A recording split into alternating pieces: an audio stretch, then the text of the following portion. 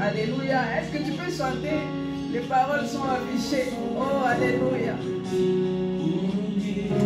Tout l'amour que nous avons, alors entends nos cœurs, nos esprits qui te louent,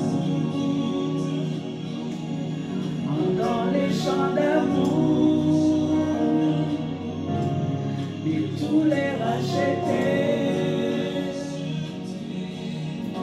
Nous prendrons nos faibles mots pour te dire quel Dieu merveilleux tu es. Et nous ne pouvons pas te dire tout notre amour, alors entends nos cœurs. Nous ne pouvons pas te dire tout notre amour, alors entends nos cœurs. Alléluia. Merci Seigneur. Merci Seigneur. Alléluia. Merci Seigneur. Alléluia. Est-ce que nous pouvons encore les chanter? Merci à notre Dieu pour nos vies. Nous voulons dire merci à notre Dieu. Nous disons merci pour les frères Pascal. Nous disons merci pour Andy. Nous voulons dire merci pour notre sœur Olivia. Nous voulons dire merci pour son amour. Oh, c'est à ce soir encore. Nous voulons dire merci à notre Dieu pour sa fidélité. Nous voulons dire merci à notre Dieu pour sa fidélité. Nous voulons dire merci à notre Dieu parce qu'il a fait briller son soleil sur nous. Nous voulons dire merci à notre Dieu parce qu'il a renouvelé son souffle de vie gratuitement en nous. Nous voulons dire merci à notre Dieu parce qu'en lui, nous avons la vie, nous avons le mouvement et nous avons l'être. Nous voulons dire merci à notre Dieu parce qu'il est notre force. Il dit dans sa parole, les jeune homme court et se fatigue. L'adolescent marche et se lasse. Mais celui qui se confie en l'Éternel renouvelle sa force et prend de l'envol comme l'aigle. Nous voulons dire merci à notre Dieu parce qu'il a encore renouvelé notre force. Nous voulons dire merci à notre Dieu parce que nous respirons. Nous voulons dire merci à Emmanuel, Dieu parmi les hommes. L'Éternel, nous sommes tous des grands choristes de l'Éternel. L'Éternel, ce n'est pas la belle voix, ce n'est pas la voix angélique, mais c'est la disposition de ton cœur. Les éclairs, les tonnerres, l'éclair matin, les ombres du soir, les tout-puissants, comme mon cœur considère tout l'univers, créé par ton pouvoir. Les éclairs, les tonnerres, l'éclair matin, les ombres du soir, Dieu tout-puissant, les cétadures, les éclairs, les tonnerres, l'éclair matin, les ombres du soir, et tout monter, alors c'est un chant, Dieu tout-puissant, quel tu es grand. Et tout connaître, alors c'est un chant, Dieu tout-puissant, que tu es grand. Quand par les bois, toute la forêt profonde, j'aime et j'entends tous les oiseaux chanter. Quel heureux est-il la nuit des jours, que tu es grand, ô Dieu d'amour. Mon cœur heureux est-il la nuit des jours, que tu es grand, ô Dieu d'amour.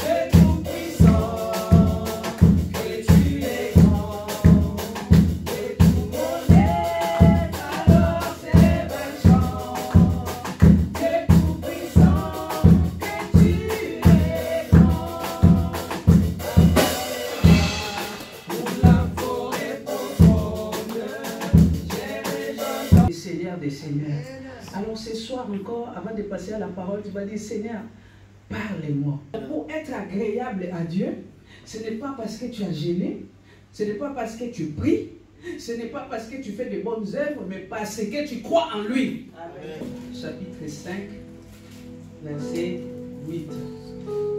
Chapitre 5, verset 8 dit, pour moi, j'aurai recours à Dieu, et c'est à Dieu que j'exposerai ma cause. Alléluia. Laisse-moi te dire, pendant que tu dors la nuit, il y a d'autres personnes qui font recours au fétiche. Pendant que toi tu dors la nuit, il y a d'autres personnes qui font de la sorcellerie. Pendant que toi tu marches tranquille, il y a d'autres personnes. Je vais nous donner juste un petit témoignage et nous allons prier.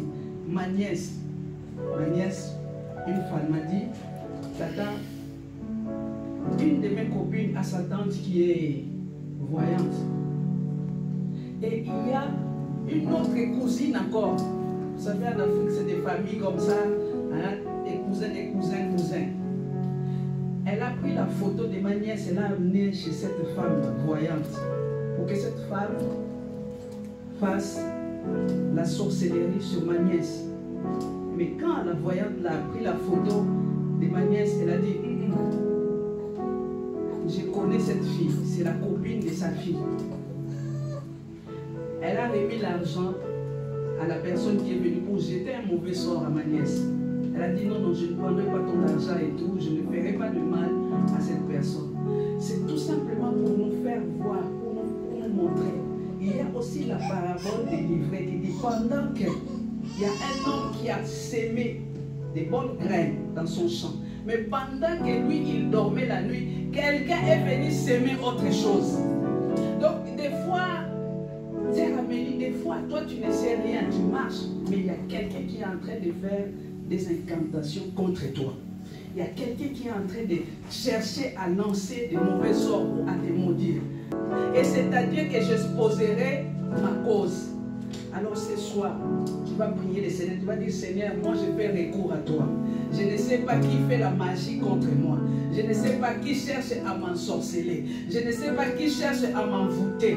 Mais moi je viens exposer mon cas. Seigneur, alors que moi je suis tranquille dans mon coin, mais pendant la nuit, il y a quelqu'un qui grince des dents contre moi. Pendant que moi je suis dans mon travail, il y a une collègue ou un collègue qui cherche à me nuire. Seigneur, je viens exposer mon cas devant auprès de toi. Seigneur, prends en charge tous mes ennemis, tous ceux qui cherchent à me nuire, alors que moi je leur fais du bien, alors que moi je n'ai rien fait. Oh, prie avec tes propres mots. Tu te surprends, toi qui étais sérieux, tu deviens impudique. Tu commences à faire des choses que toi-même tu as en horreur, bien-aimé. Quelque part, le monde est méchant. Le monde est méchant. Amen. Amen. Avant d'écouter la parole, nous prenons un autre passage. Il est dit dans Matthieu chapitre 5, verset 8. Là où est ton cœur, là où est ton trésor, là où sera ton cœur. Là où est ton trésor, là aussi sera ton cœur. Maintenant, toi, ton trésor est où? Est-ce que c'est ta femme qui est ton trésor? Est-ce que c'est ton mari qui est ton trésor? Est-ce que c'est ton travail qui est ton trésor? Parce que si c'est ton travail qui est ton trésor, ton cœur aussi sera là-bas. Mais si c'est Jésus-Christ qui est ton trésor, ton cœur aussi sera en Jésus-Christ. Est-ce que tu comprends ce que je suis en train de dire? Matthieu chapitre 5, verset 8 nous le dit. On peut faire des sacrifices, mais pour Dieu, on n'arrive pas à faire des sacrifices. Il y a un problème. Prie avec tes propres mots. Dis, Seigneur, ce soir, c'est toi qui es mon trésor. Ramène mon cœur vers toi. Ramène mon cœur à toi, Jésus. Ramène mon cœur, parce que c'est toi qui es mon trésor. Jésus a tout. En Christ, il y a mariage. En Christ, il y a maternité. En Christ, il y a santé. En Christ, il y a richesse. En Christ, il y a tout. On va acclamer le Seigneur pour toi.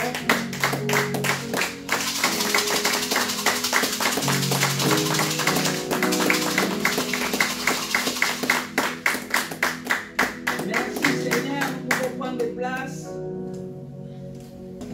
Alors vendredi, vous le savez, vendredi, c'est le jour de la prière Mais comme nous avons vu mercredi dernier, pour ceux qui étaient là le mercredi, nous avons dit que nous allons finir la partie que nous n'avons pas terminée. Comme ça, le mercredi prochain, il y aura partage, questions-réponses. Donc, permettez-moi juste de finir la partie que nous n'avons pas terminée. Mais pour cela, je fais toujours des récapitulatifs. Nous parlons de comment devenir un disciple, comment être un disciple. Et là, je reviens, juste un résumé, juste une piqûre de rappel. Nous parlons toujours des disciples. Hier, j'ai fait un récapitulatif de ce que l'apôtre Daniel nous a enseigné. Et aujourd'hui, un récapitulatif avec l'enseignement de l'apôtre Sounda. Il a dit, travailler avec Dieu et pour Dieu. C'est-à-dire, nous devons travailler avec Dieu et pour Dieu. Tout ce que nous faisons, nous devons le faire avec Dieu et pour lui. Amen. Alléluia. C'est-à-dire, il nous a dit une chose, il a dit l'existence de l'homme. Baisse un peu s'il te plaît, je n'ai pas envie d'écrire. L'existence de l'homme n'est pas un fruit d'hasard. Le fait que tu existes, ce n'est pas un fruit d'hasard. Même si tu es hors mariage, parce que souvent, les enfants qui sont nés hors mariage, souvent, ils sont des fois pénalisés. C'est comme si non, que le Seigneur nous aide vraiment. Un enfant, c'est un don du ciel. Quelle que soit la façon dont cet enfant est venu au monde, c'est une bénédiction. Alléluia. Et puis il y a d'autres parents qui insultent leurs enfants. Ah, va là-bas. Toi, tu as un accident de parcours. Alléluia. Ça, c'est des paroles à ne pas dire à son enfant.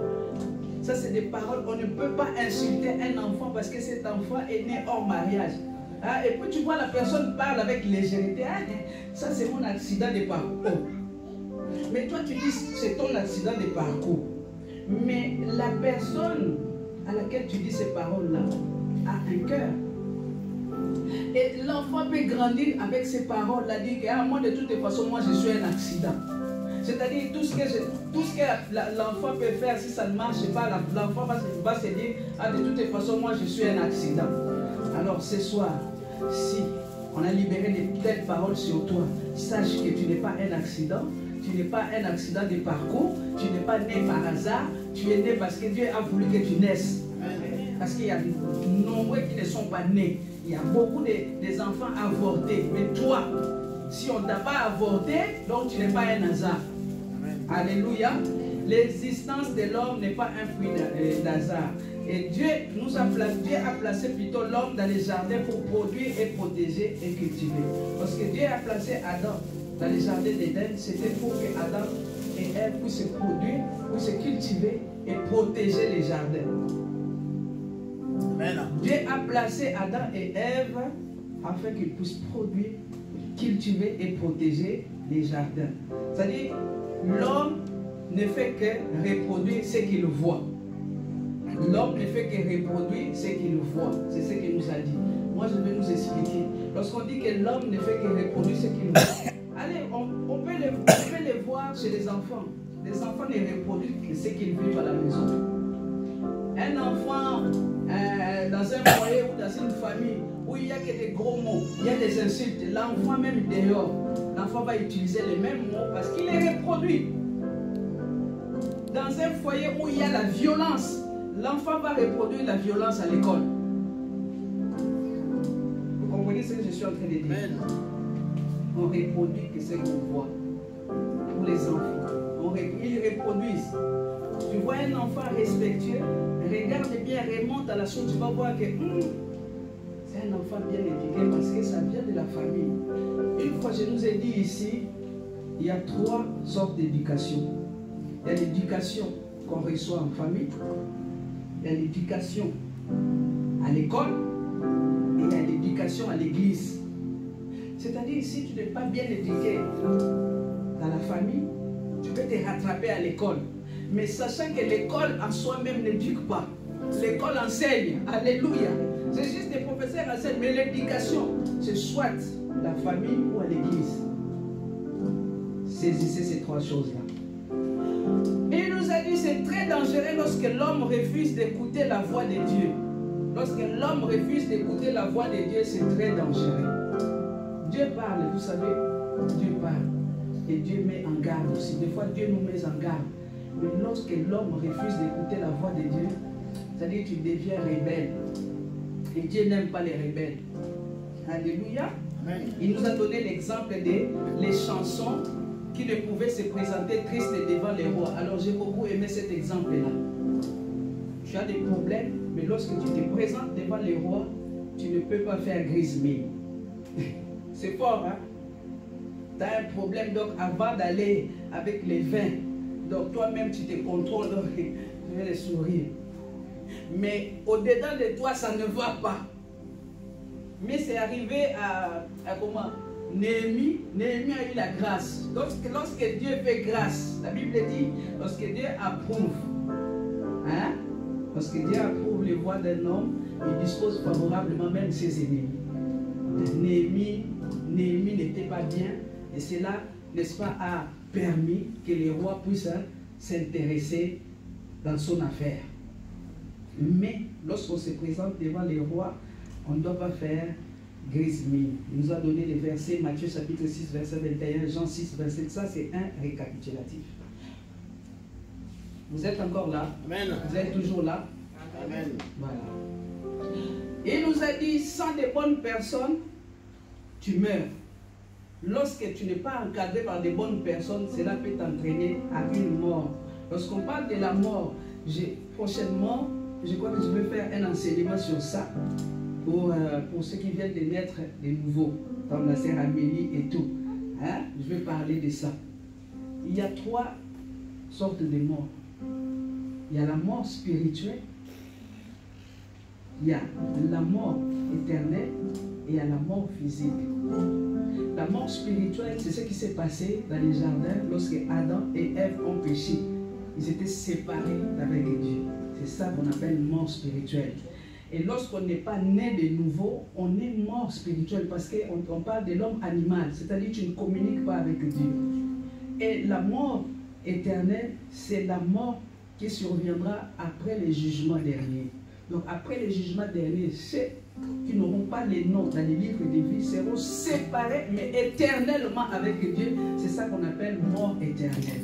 Et la mort physique, ben, c'est quand l'âme quitte le corps et qu'on amène la personne sous terre. Ça, c'est la mort. Hein? Tout le monde est appelé à passer par là. Amen. Hein? Et donc, lorsqu'on n'est pas entouré par des bonnes personnes, on meurt. S'il n'y a pas de bergers, s'il n'y a personne pour encadrer, tu risques de mourir. Et aujourd'hui, bien aimé, il faut faire attention. Il y a des infiltrés dans le corps de Christ. Toi, tu crois que tu es sur le droit chemin, mais tu as quitté le droit chemin depuis. Mon beau-père avait pour l'habitude de dire les fils qui séparent les mal avec les biens, c'est tellement fin que tu peux basculer de l'autre côté, croyant que tu es toujours dans la vérité, mais or tu as déjà basculé de l'autre côté. Il n'y a pas de mauvais troupes, comme on dit, mais il y a des mauvais garants ou des mauvais, comment on appelle ce qui dit général. Hein, tu as dit quoi? Il n'y a pas de mauvaises troupes, mais il y a des mauvais encadrants. Voilà. Vous comprenez? Tel que nous sommes ici. On prend l'exemple de l'image des militaires. Il y a les généraux. Hein? Et si le général ne sait pas encadrer sa troupe, la troupe va perdre. Ce n'est pas la faute de la troupe. Ce n'est pas qu'il n'y a pas de bons éléments, mais c'est la tête. C'est à peu près clair pour tout le monde? Vous avez compris? Aussi longtemps que tu es assis, tu auras des ennemis. Ça aussi, j'ai aimé.